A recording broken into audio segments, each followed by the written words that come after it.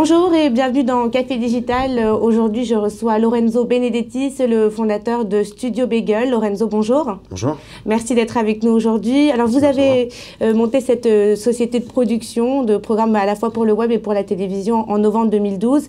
Et début mars, vous avez annoncé donc, le rachat par Canal+ de 60%, enfin Canal+ qui est emparé de 60% du capital de la société.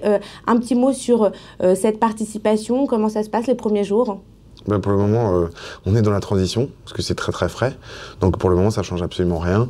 Et le seul truc que ça va changer, c'est d'accélérer notre croissance, parce que c'était le but de ce rapprochement, de mettre sur pied un très beau studio à destination des talents, pour qu'ils puissent continuer à faire leur délire, mais dans un cadre plus professionnel encore que celui qu'on a mis en place.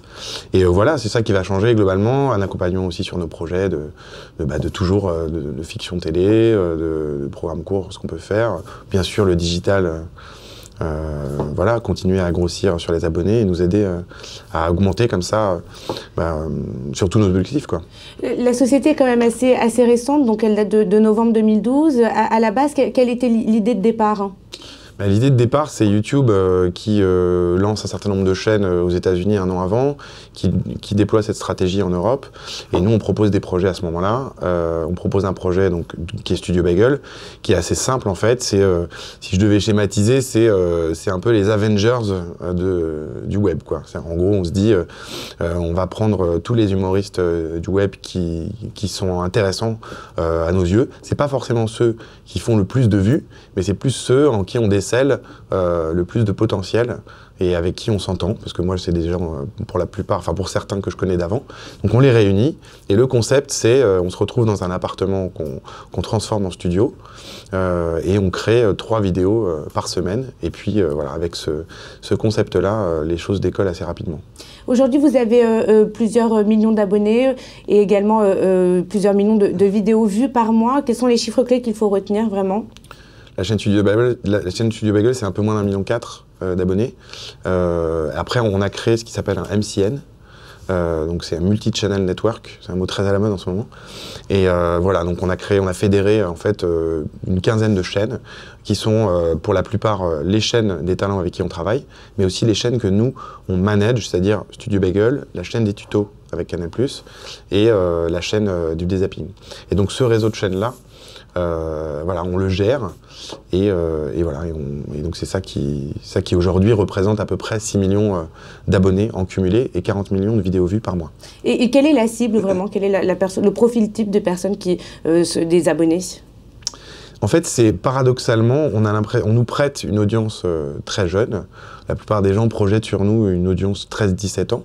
Mais quand on regarde les chiffres vraiment dans le détail, puisque l'avantage de YouTube, c'est que les analytics sont très très précis. On a un CMS qui nous permet d'analyser ça de façon hyper précise.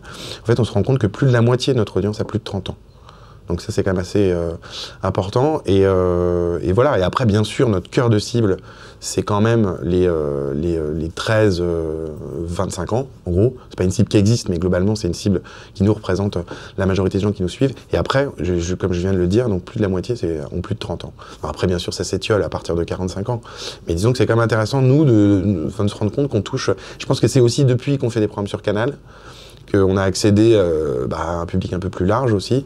Des gens qui s'intéressent pas forcément aux vidéos internet, mais du coup qui vont aller regarder un petit peu ce qu'on fait maintenant qu'on est sur Canal. Donc c'est ça qui a fait aussi le vieillissement de notre public. Et du coup, la répartition du chiffre d'affaires de la société, c'est entre la publicité et par exemple les programmes dont vous parlez sur Canal+, ça s'équilibre comment? En fait, on a 3 types de savoir-faire. On a le savoir-faire de production. Donc c'est un savoir-faire qui nous permet à la fois de travailler pour les chaînes, donc une production artistique, ce qu'on fait avec les tutos, le zapping, la série pendant ce temps, et la vidéo du web de chaque semaine sur Studio Bagel. On a un savoir-faire dans les opérations spéciales de brand content, c'est ce qu'on fait depuis... moi j'en faisais déjà avant, par mon passé, j'avais une société qui faisait ça, je travaillais avec des marques différentes, et donc c'est ce savoir-faire-là que j'ai mis dans Studio Bagel aussi. Donc on fait des opérations spéciales avec des marques, comme on a pu faire avec Orangina l'année dernière, Mission 404, ou qu'on a pu faire avec l'agence Marcel en octobre sur la 4G, avec la marque Orange. Donc voilà, et le troisième métier, qui est un métier un peu plus récent, qui date de 6 mois, c'est le métier de régie publicitaire et donc de MCN. Donc ce qui nous permet de vendre, là, pour le coup, du média pur. Donc là, c'est de l'achat d'espace. Alors bien sûr, on cumule ces savoir-faire et il nous arrive de faire des opérations spéciales dans lesquelles on vend aussi de l'espace publicitaire. C'est ce qu'on a fait, donc, par exemple, avec Orange et l'agence Marcel. Et donc voilà, c'est un peu les 3 sources de revenus, quoi. On voit que les grands groupes, en ce moment, les grands groupes audiovisuels classiques, type Canal+, ou type M6, commencent à s'intéresser justement à ces nouveaux incubateurs de talents. Est-ce que c'est parce que vous pensez que ces grands groupes n'ont plus soit la possibilité, soit le savoir-faire pour savoir justement faire émerger ces jeunes talents? Non, je pense que les grands groupes savent aussi se dire que on peut être un relais. Alors, et pas le seul, hein, puisque aujourd'hui à Canal+, il y a les équipes de la création originale, Ariel Saraco, Christelle Graillot, qui font un travail de détection des talents, et le font très bien depuis, voilà, ils ont sorti des gens comme Guillaume Gallienne, comme Stéphane de Groot, des gens aujourd'hui dont on parle, et c'est leur travail. Nous, notre rôle, ça va être de faire ce truc-là aussi en parallèle sur le web, et d'être un autre point d'entrée pour des talents, et ça c'est important, et effectivement il y a ce travail de sourcing, de talents qui est très important, que nous on fait, on les prend, on travaille avec eux, on les teste sur le web, parce que le web c'est un environnement où il n'y a pas de pression. C'est-à-dire que vous sortez une vidéo, vous pouvez vous faire un peu critiquer dans les commentaires, mais au final ça n'a pas trop de conséquences. Vous n'allez pas avoir un papier, vous n'allez pas avoir la twittosphère qui se déchaîne sur vous, disons que moins que à la télé. La télé c'est vraiment, c'est une loupe. Et justement, vous n'avez pas peur, avec l'arrivée de Canal+, vous n'avez pas peur de perdre cet esprit un petit peu start-up, si j'ose dire, cet esprit d'indépendance?